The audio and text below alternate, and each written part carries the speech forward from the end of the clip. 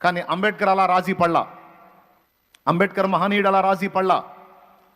ఆయన ఏమన్నాడో తెలుసా? నా జాతి మొత్తం దీని విషయంలో ఆలోచన చేయకపోయినా నేనన్నా దీని గురించి ఆలోచన చేయాలి. ఈ అవమానాన్ని నేను తట్టుకోలేను, ఈ అన్యాయాన్ని నేను సహించలేను. నా బ్రతుకు మొత్తాన్ని పణంగా పెట్టైనా సరే, నా జీవితాన్ని అంకితం చేసైనా సరే, నా జాతికి ఈ అవమానాల పరిస్థితి నుంచి విముక్తి కలిగించాలి.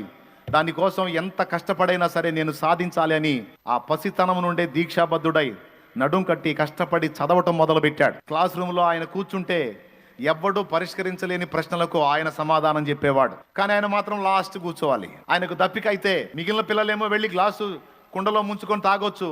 కానీ ఆయనకు దప్పికైతే ఆయన కుండ దగ్గరకు దూరంగా వెళ్ళి నిలబడి నీళ్ళని చెప్పాలి. అప్పుడు కాడగంట ఉంటుంది, కాడగంట సాంబారు గంట అంటారు, ఐడియా ఉందా? పాపం అందరి పిల్లల్లో ఆయన ఒక పిల్లోడు.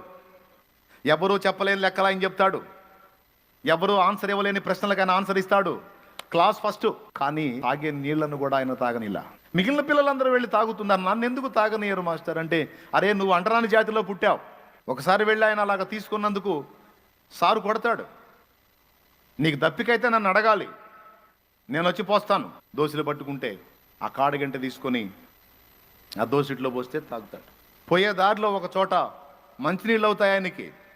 మంచినీళ్ళు అయినప్పుడు ఒక బావి ఉంటుంది, దిగుడు బావి లాంటిది. అందులోనికి వెళ్ళి తాగుతాడు. పాపం నీళ్లు తాగుతాడు. నీళ్లు తాగినందుకు ఆ బావి మలినమైపోయిందని అతన్ని కొట్టి, అంబేద్కర్ గారిని కొట్టి ఆ బావిని పరిశుద్ధపరచడానికి కొన్ని కార్యక్రమాలు చేస్తారు.